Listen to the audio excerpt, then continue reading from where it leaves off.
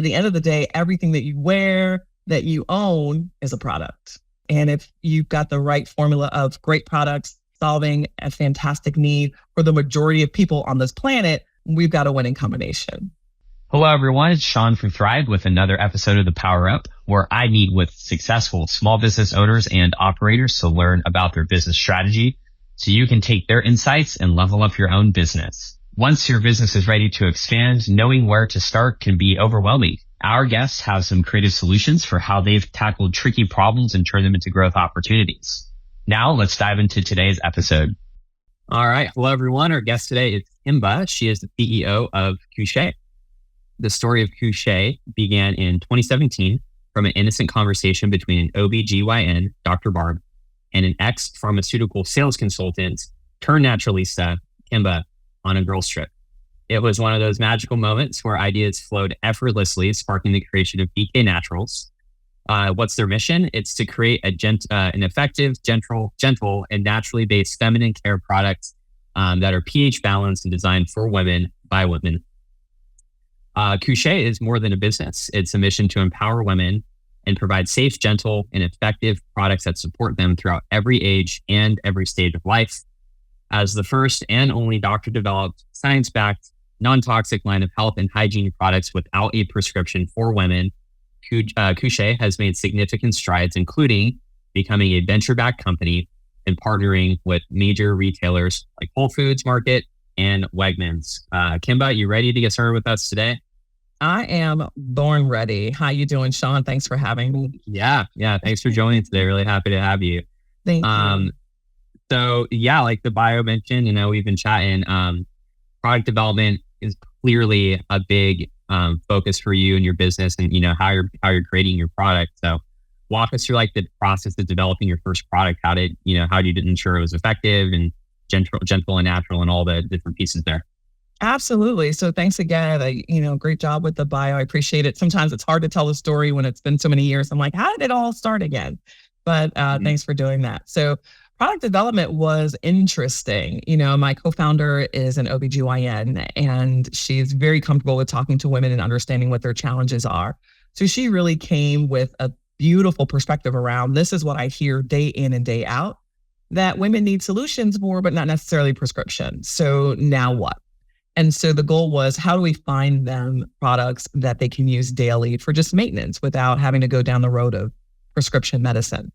And because I'm coming from the pharmaceutical sales industry, I know exactly what women are needing when they want to be more proactive versus reactive with their health. So I've also studied natural medicine and want to incorporate that into it. What natural botanicals and herbs can we use that will address the issues? If there's irritation, what herbs can, fantastically do that?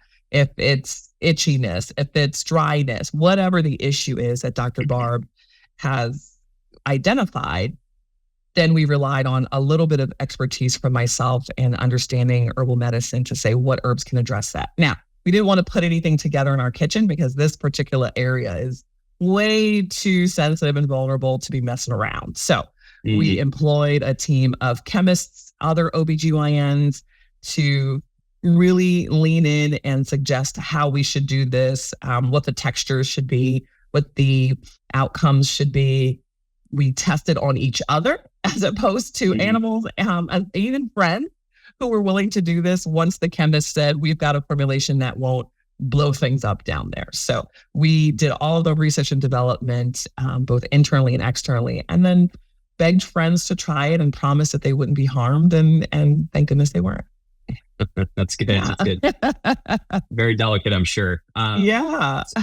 and then over the years, how did you, as your customer base grew beyond just you and your friends, how did you take the feedback from those customers and employ it in your product development and improve the products that you're building over the years?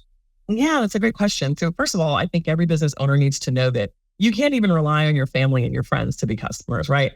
They don't know you as professional business people. They know you as the little kid that did blank when you were small, or, they're not going to take you and or your new vision seriously. So we knew not to necessarily rely on family and friends. They were helpful in testing, and then we're like, thanks, we're going to take this to market. The way that we did that was going to road shows. We literally took the show on the road. Now it was easier because that was 2018, 2019. So this was all BC. And when I say BC, before COVID.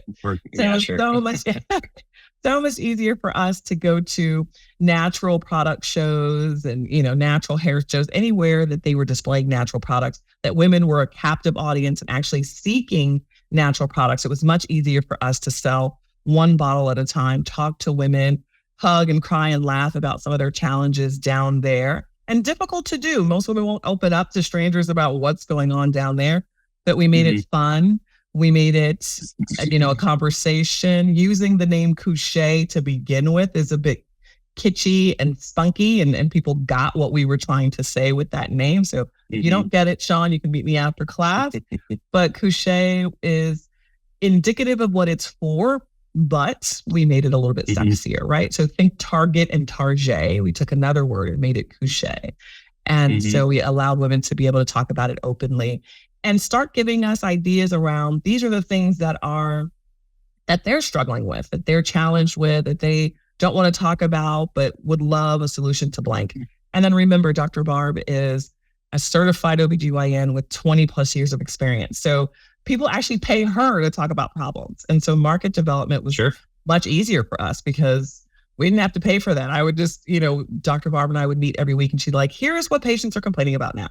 And so that was much easier. And her patients got a bird's eye view of the new products, and we were able to do clinical testing based on their conditions. And we found that our products were 99% effective and are clinically proven. So it was just a beautiful match. That's great. Love to hear that. Yeah.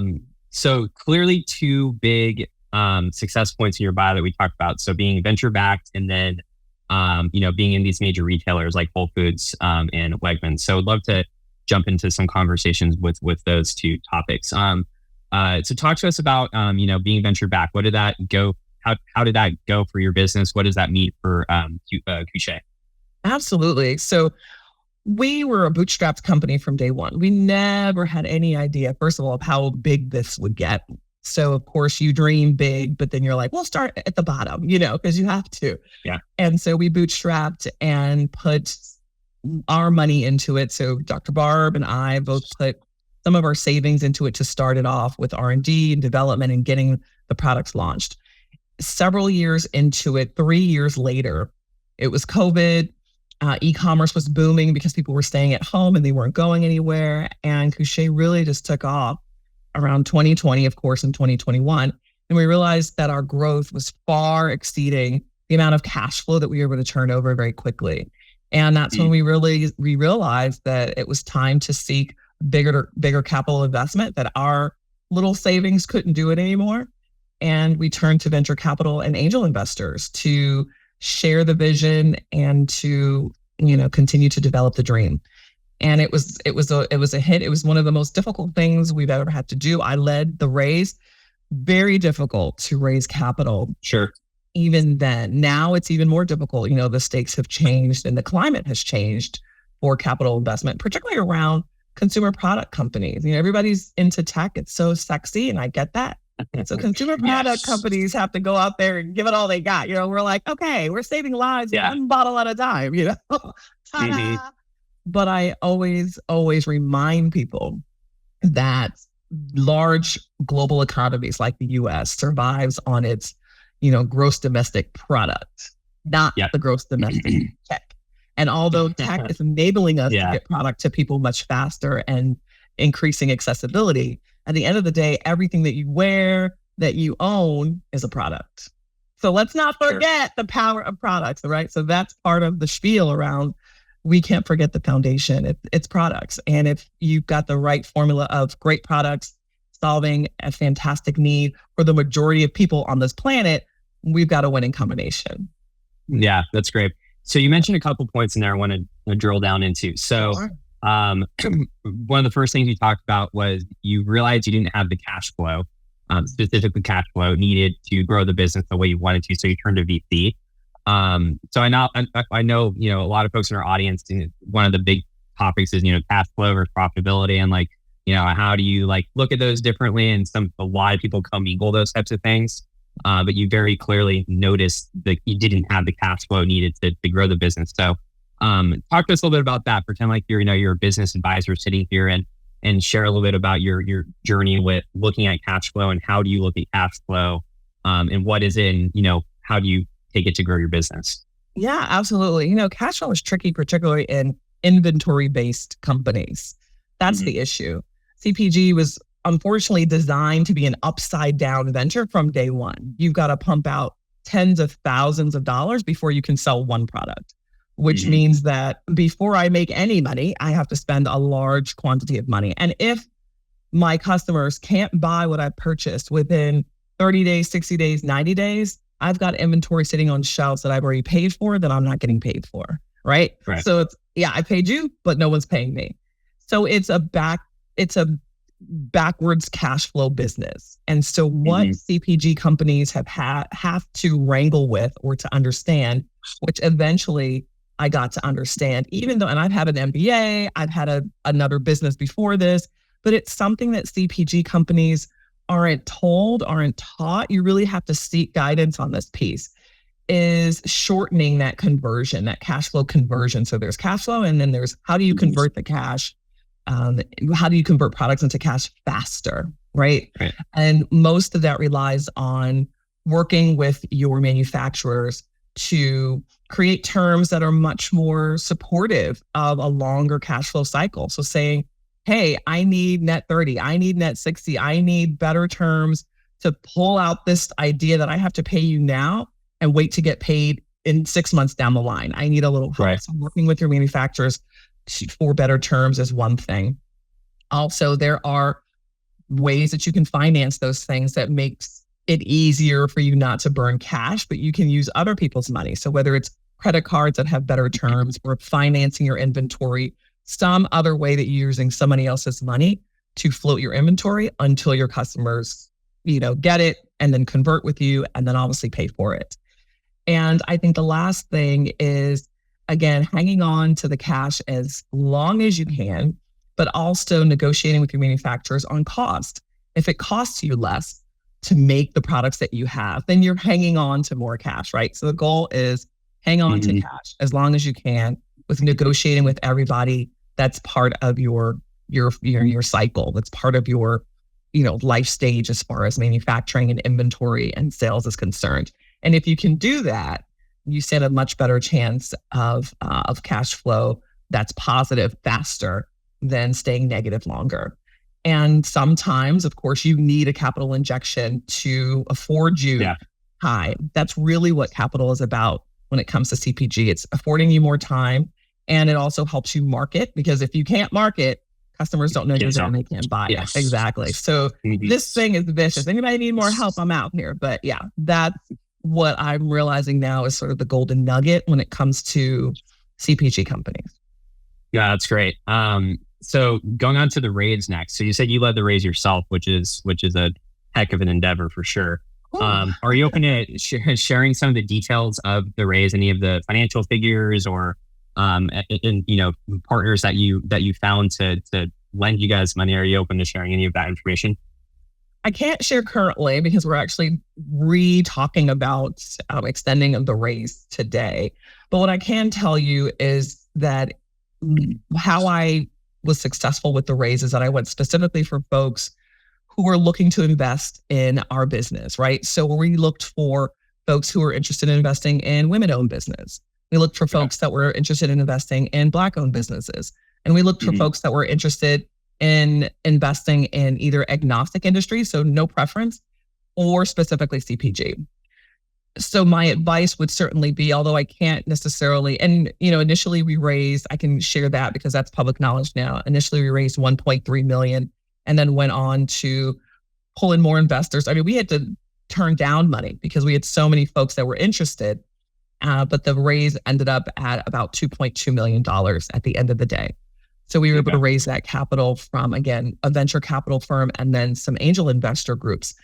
But I will say that all money is not good money. So that's rule number one for anybody who's raising capital. We turned down money because we realized it wasn't a good fit. You're going to be Mhm. literally, people say this all the time, and it's true. You're going to be married to these people. Yeah. They're going to want financial updates, reports, quarterly, monthly, yearly, whatever. You want people that are going to allow you to continue the magic of growing this business like you used to, without hampering you with things that pull you away from the mission and the vision of the company, right? It's just, it can be disastrous. And I've heard stories, I've seen things go really, really wrong. And so I'm grateful for the investors that we have. They've been fantastic. They've really been supportive without being, micromanaging. That's what you don't want. And again, be very focused on who you're after. Don't waste time on investors who are not interested in you or your type of business. You can use them for practice. That's what I did. I knew people wouldn't really be interested, but I was like, let me practice, because they're going to start spitfiring questions about your financials and your business model. Yeah, super smart. What makes you different. Exactly. So it's like, use the guys you don't care about for practice, then get really, really wicked sharp, and then go after the folks that are your top 10, your top 5, right? Yeah. And the other thing I would say is don't give up easily. It took me 82 no's before I got to the first yes. And so when people ask me for advice, they go, well, I've talked to 5. I'm like, girl, call me back, because you got so much work to do. It's not even funny. Yeah. People get so discouraged, and I'm like, you can't be in business and getting that discouraged that quickly. It was 82. Another friend of mine said, I think hers was like 90 something. So it's anywhere between, I think, 75 to 90. And if you've got a North Star, then stay encouraged. Practice, practice, practice, and then hit the good ones with all you got at the end. That's great. Do you have is there a, pretend I'm sitting here and I want to get into, and I have no clue where to start. Is there a Google search I could type in? Is there like a repository of, these VCs that's, like a spreadsheet somewhere like on the internet listed there that I can go look at? How do you find these guys? Yeah, there's not. And that was the hard part. And honestly, I did something that people thought was ridiculous, which is just cold called folks. I just emailed hey, I'm Kimba. And according to everybody in the industry, that is a 0% chance, 100% chance of showers, right? 0% chance of sun, 100% chance of showers. But I think I was just determined. I was like, we need this money, and we're doing the right thing for the right people at the right time. And this has to happen. So if you believe beyond all belief, it'll work. But the best way, had I known, the best way is number one, warm intros. You got to find somebody that believes in what you're doing, that can introduce you to the investors. It's better. The best intro is a company that's already been invested by with venture capital A, who can then introduce you to venture capital A, because venture capital A trusts the people that they've already invested in. But sometimes your network doesn't allow for that. I didn't have a huge network of people that had investors, you know what I mean? And so I was like, I don't even know who to talk to. I had one friend, and she was super helpful, but that's all I had. And she's a food and beverage company. So some of the investors didn't even align with what I was doing. And then the other piece is, I don't even know what they're called now, Twitter/X, whatever. There seems to be places where investors hang out, Twitter/X. And that's a great place to find investors. And then LinkedIn, of course. And do your research, find out what these folks are interested in, know more about what they invest in than you really need to, because you can really call them out on, this is what your interests are. I'm already aligned. Here's why. And here's how we're trying to make magic happen. So there's a few ways to attack this little bear, but it's not easy. No, totally. That's great. Well, thank you so much for all the advice. Let's go into the Whole Foods and Wegman side of the fence. So how do you just talk to us about the journey? How did you start with them, and how's it going? Yeah. So, sometimes you just gotta do what you gotta do to get into these retailers. So the Whole Foods market was the first. And funny enough, we launched in July of 2020. Remember 2020 now, people. That was COVID. Yeah, specifically July. Yeah. Exactly. And I remember starting it in March. It was like the world was coming to an end, and then it just kept getting weirder and weirder. So by July, they said, hey, we really want to launch. We had started, let me back up. I started knocking on their door 6 months into the business. I had no idea what we were doing. I had no idea what we were supposed to be looking like, but I said, this is a goal of mine. And we are a physician's formula. We're a premier product. We're going to start at the top. There are retailers at the bottom who want to, low value and low cost. That's not us. And it would be difficult to justify partnering with a lower cost, lower value partner to the high, to the big boys, right? you can go down, but it's difficult to go up. And so my vision was we got to start at the top and we can work our way down. If you say Whole Foods, there's notoriety, there's credibility, there's a vision of people's minds. But if you say Dollar Tree, no shame on Dollar Tree, but Sure. that bodes for a different vision, right? It's not a match. Find retailers that are aligned to your vision and are ideal for you. So you start there. And I just stalked the buyers on LinkedIn, to be honest. I stalked them for years. And 2 years later, they started answering me back. It took forever, but it was a good thing because we weren't ready, right? When I was ready, we weren't ready. And 2 years later, we were much more mature. We had learned a lot of things. We developed our line to 4 products, I think 5 at the time. And they finally said, okay, we're looking at the category right now. We'd love to have you. Then COVID hits and I'm like, don't call me back. Good luck with your whole life. And I hope we all make it. Because I was like, I think no one's going outside. What do you mean launch into a store? No one's going anywhere. Like we're all in the house drinking soup right now. Like cut it out. And they were persistent. And I was like, I don't know what you guys are thinking or what you know about this world that I don't know, but I don't think it's a good time. And then something hit me and said, you know what? This is the perfect time. Because God forbid we F it up. We can just blame it on COVID, right? I was talking to my co-founder and I remember saying, listen, if this thing goes to hell in a basket, we can just say, oh, COVID was rough and we didn't work it out and da-da-da. So we launched July 2020 with, I don't know, $1 in a dream, really. And had to discover everything from what is the ideal box to send our stuff to the distributors in. I mean, it was this whole system of understanding distributorship and how to work with larger retailers and what the expectations were and chargebacks and everything that comes with this retail world, which is a whole situation. And it's difficult to understand right away. And we were young. We had no idea what we were doing, but we took a chance and we didn't F it up. And we've been with Whole Foods ever since. So this is 2024 now. This is 4 years later. We're still going strong and looking to expand into additional regions and markets with them. And it was by way of the same distributor that we landed the Wegmans deal. And so once you get, I find the best way to do it is get into a store personally, knock on that door as the co-founder, the founder. And once they say yes, they will open up the world of distributorship, saying this is our distributor. You've got to work with them because that's who we work with. We're not buying from you individually, which is fine.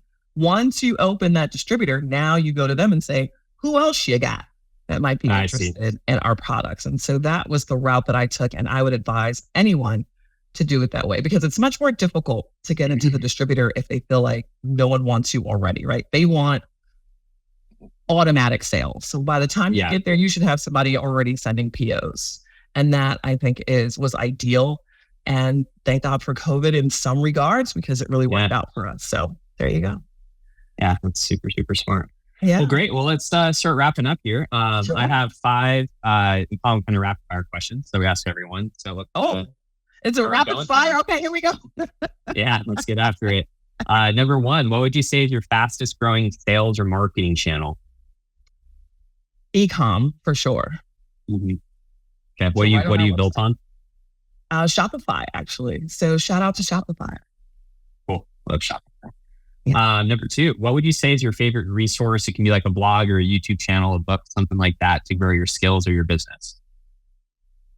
Oh, I'm reading The Fractional CMO, and it has been super insightful around how to go to market. Okay, Fractional CMO. Who's that by? Casey Stanton.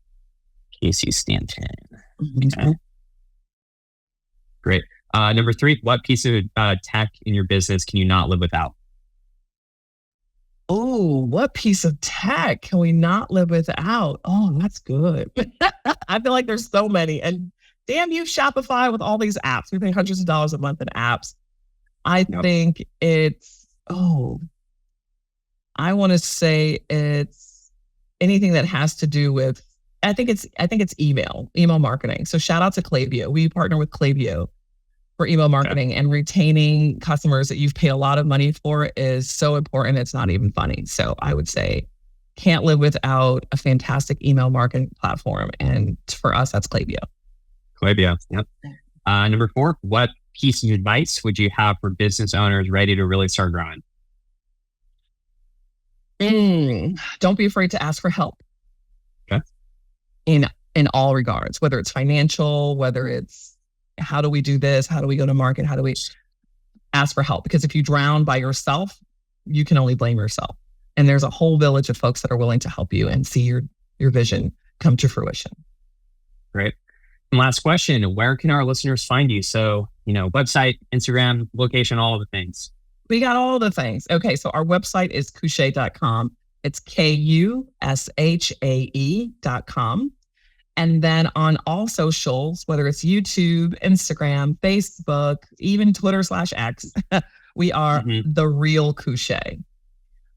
Because there's no fake Kushae going on over here. So on all socials, the real Kushae. And then personally, if you're looking for me, I'm Kimba the Natural Diva on Instagram and just Kimba Williams on LinkedIn. So feel free to follow me or check out what I'm up to. Take a look at what we're helping to do with women, one Kushae at a time.